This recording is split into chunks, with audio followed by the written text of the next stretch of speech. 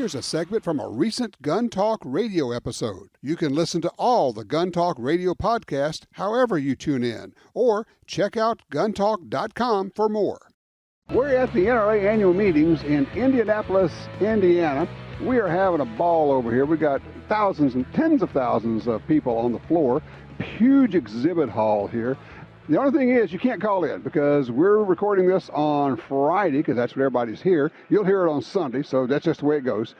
Wish you could be here, and if you were there, wow, this is weird talking about time shifting, then you know what a great time it was. We're actually broadcasting today from the Ruger booth. The friends, they've let us hang out here as they've done before. Our good friends at Ruger. We're joined right now by the CEO of Ruger, Chris Killoy. Chris, thanks for letting us hang out here, man. Well, thanks for having me, Tom. We appreciate you. Oh, absolutely. I mean, your booth is always packed, but it seems like it's more packed this time. And I think maybe it's because you got lots of new cool stuff, because, of course, you got Ruger, but now you have Marlin. Right. And everybody wants to know what's going on with Marlin. We'll talk about that in a little while. I just toss up the first thing that got my attention was my first Ruger was a single 6 revolver. Right. 2 cylinders, Yep. 22 Magnum.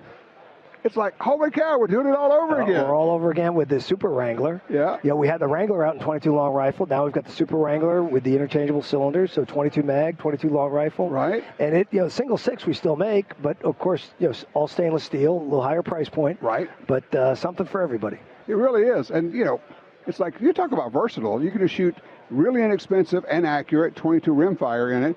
But then if you want to ramp it up a little bit, maybe do a little bit of hunting, small game hunting and something, the 22 Magnum. Right. It's perfect for it. It is. Not to mention it's a really good snake gun with snake loads. Yeah, that's true. I've tried those snake loads. Those are pretty cool. They're fun, aren't they? They are. I mean, limited distance. It's like people, how far can you shoot with that? Just about as far as you need to. Yeah. I don't want to get any closer to a snake, but it'll work just fine. Right. Exactly.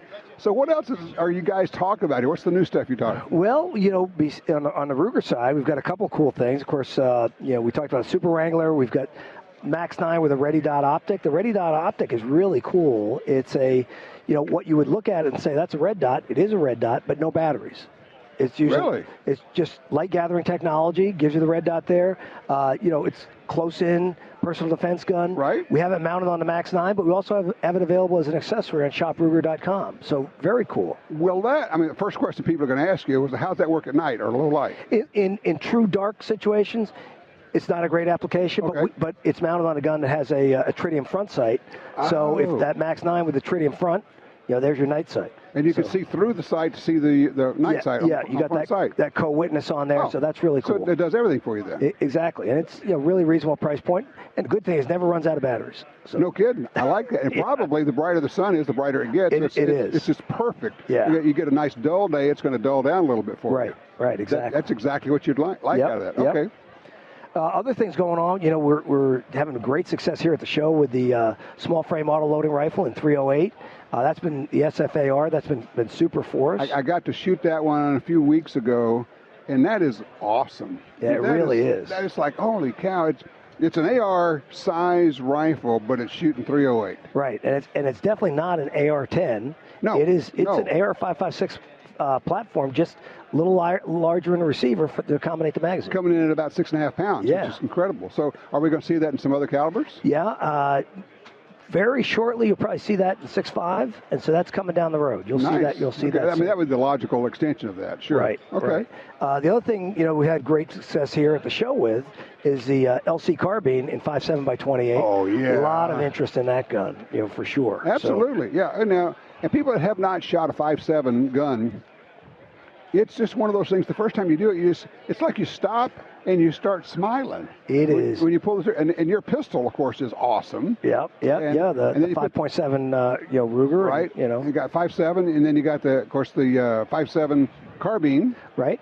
I love those. And then, there's something about, I don't know if you'd call the 5.7 a pistol, but pistol caliber carbines are fun across the board, They are. And, one, you get the commonality with the pistol cartridges, but I think also it's just a little lighter recoil, more compact firearm, very cool carbine. And, and that takes us right into some of the things we're doing with Marlin. We've got, we just launched the 336 in 3030. Okay, for those who don't know the history, explain what the 336 is. So the in the Marlin centerfire lever action world, we have two what we call round bolt families, the 1895 and the 336. And the 336 traditionally has been that, the Marlin iconic lever action rifle. Everybody thinks of it 30-30. 30-30, and that's what we launched it in. Right. The other common caliber for that gun is the 35 Remington. Right. So we don't have the 35 Remington yet, but at some point I'm sure we'll probably have that. Could you do the 350 Legend in that? I don't know if it'd be that platform or the 1895. Okay. But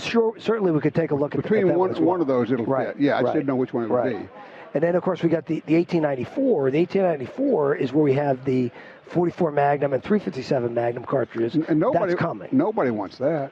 Oh, man. Got to be the question you get asked the most. Yeah, exactly. When am I going to see the 1894? And I'm at the front of the line, man. I love that. And, of course, with the 44, I love shooting 44 specials in. I mean, just right. Oh, that's so much fun. The same thing with the 357, the 38 special. Yeah.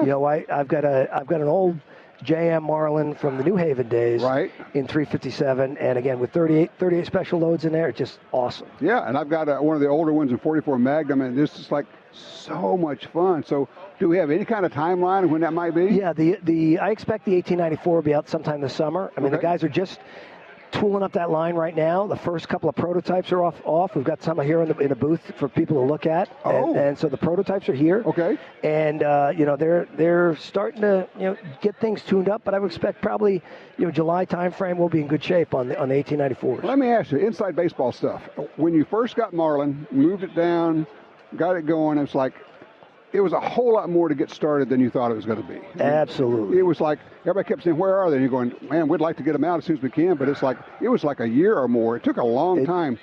It did. Are you now at a point where the process is faster and you say, when we go to, different models, different calibers, everything else, we can speed that process up? We're getting there as each model family comes online, now with the 336 online. Mm-hmm.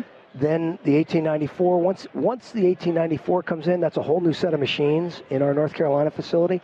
And with that comes extra capacity.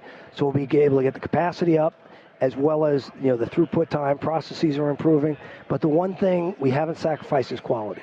And so we haven't. And they are, I know people think it's heresy to say it, they're actually better than they used to be in the old days. They just are. I think so. And the men and women down there in our North Carolina factory have done a phenomenal job.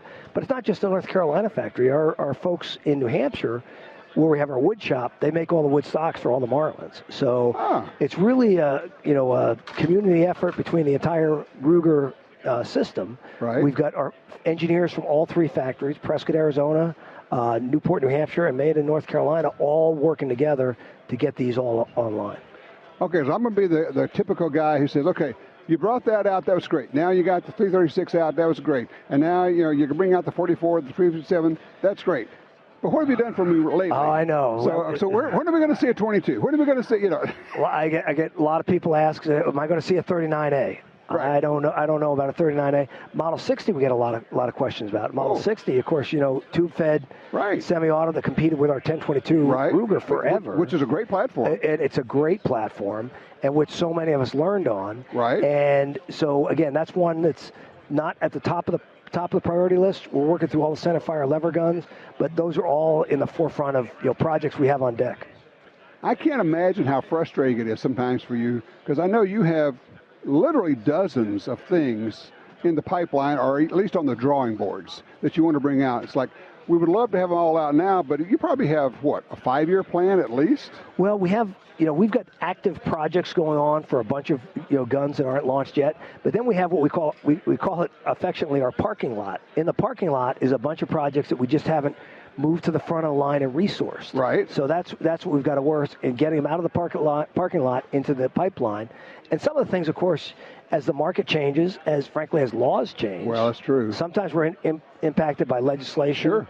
We're seeing more and more of the state-by-state regulations change, the importance of those state compliant models. Oh, yeah. Okay. Makes sense. Of course, with the straight wall cartridges, now Winchester just announced the 400 Legend. We'll see what happens with that. Right. I'm sure that'll be in the lineup at some point. Absolutely. Yep. And we've got, our bolt action rifle series made, down in North Carolina and Newport, New Hampshire.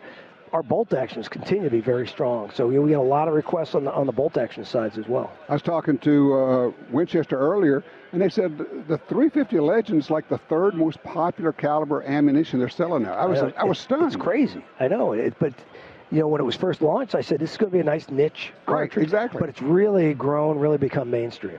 Amazing stuff. Chris, we're going to probably pull you back in a little bit later in the show today here. I know you're going to be walking around the booth, so if you feel my hand on your shoulder, it'll be, get back over here. We'll do this again. Okay? I'll be here. Sounds good. All right.